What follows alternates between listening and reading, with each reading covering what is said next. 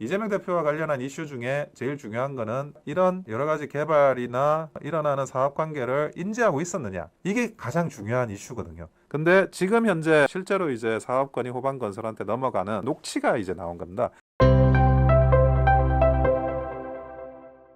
세 번째 주제는 이제 그 이재명 대표의 재판과 관련한 주제입니다. 재판과 관련한 주제인데 우리가 지금 그 이재명 대표가 가지고 있는 범죄 재판이 너무 많아가지고 많은 분들이 좀 이제는 헷갈리시는 것 같아요. 근데 네 개의 그 이슈는 하나의 재판으로 병합돼서 진행이 되고 있습니다. 그게 뭐냐?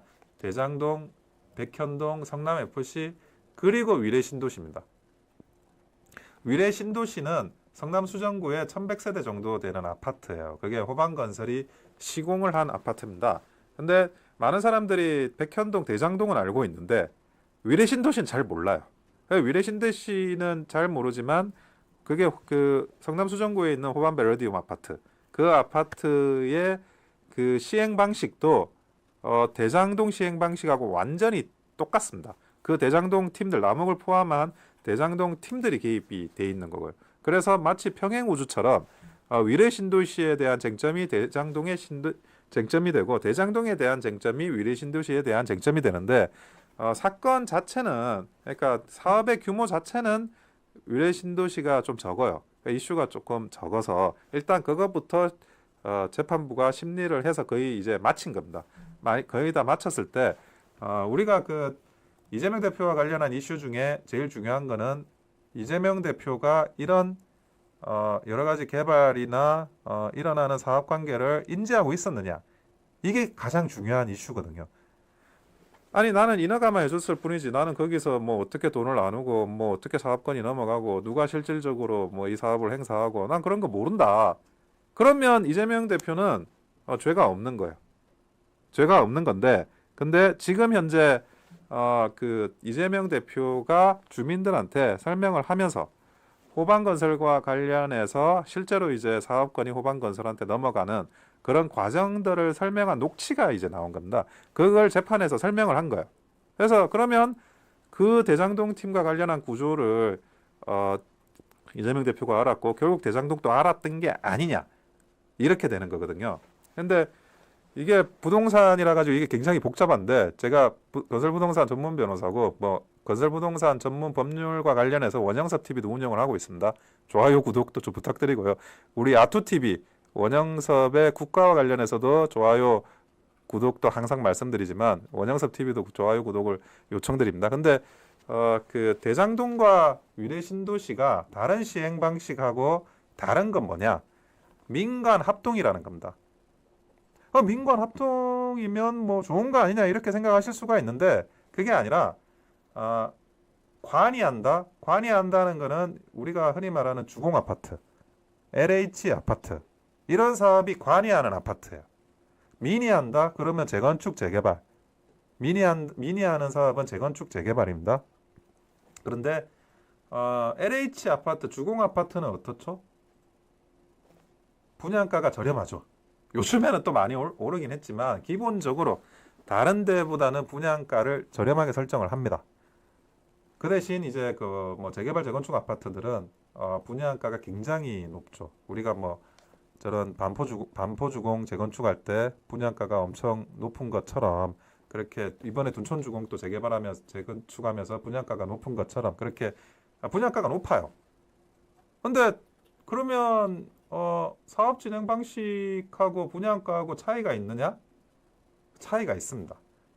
LH 아파트, 주공 아파트는 토지를 확보하는 걸 수용으로 할 수 있어요.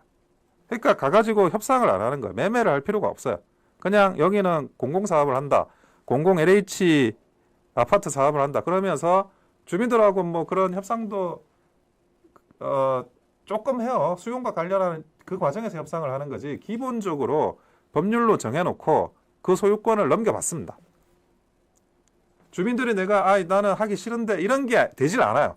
그 대신 그렇게 강력한 수용 권한을 주는 대신 그 아파트의 가격은 싸게 하는 거죠.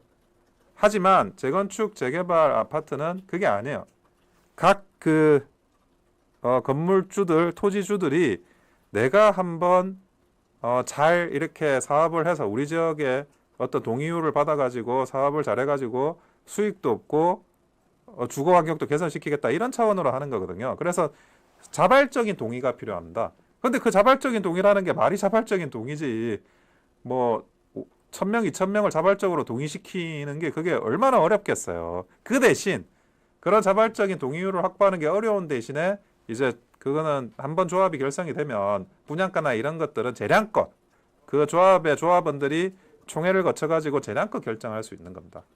근데 이 대장동이든 유래신도시든 이거를 섞은 거예요. 그러니까 땅을 확보하는 거는 쉽게 수용으로 확보하고 분양을 하는 거는 그 분양가를 높여서 받을 수 있게 한 거죠. 그렇게 해서 만들어진 이익은 그 민간 쪽에 다 전가를 해버린 겁니다. 그래서 이게 배임이고 뭐 당군 이래 최대의 그런 배임 행령이라고 지역 토착비리라고 설명을 하는 겁니다. 그래서 이게 굉장히 특이한 방식인데 저는 이 방식이 가지고 있는 어떤 그런 맹점들이 결국에는 지역 주민들에게 더 돌아가야 될 이익을 못 돌아가게 한 게 그것이 이제 큰 요소가 된다는 거고, 그리고 지금 성남시가 그 주주로, 그러니까 지분 비율을 가지고 있었던 주주로서 가져가야 될 공적인 이익을 또 가져가지 못했던 그런 부분들에 대해서 큰 손해가 발생을 하게 되는 이중의 손해가 발생하는 거죠. 주민들도 손해, 그리고 성남시도 손해. 이익은 누가 받죠? 이익은 이 시행사가 보는 거죠. 남욱을 비롯한 이 대장동 팀들이 보는 거죠. 그게 이제 이재명 대표의 비호가 없었냐라는 거고, 그 과정을 알았냐가 이제 재판에서의 중요한 쟁점이 되고 있는 겁니다. 그래서 이번에 녹취가 나와가지고, 물론 이제 그 녹취 하나 가지고 다 정리되는 건 아닙니다. 하지만 아주 주요한 녹취가 나왔다는 거에 대한 말씀은 제가 드리고자 합니다.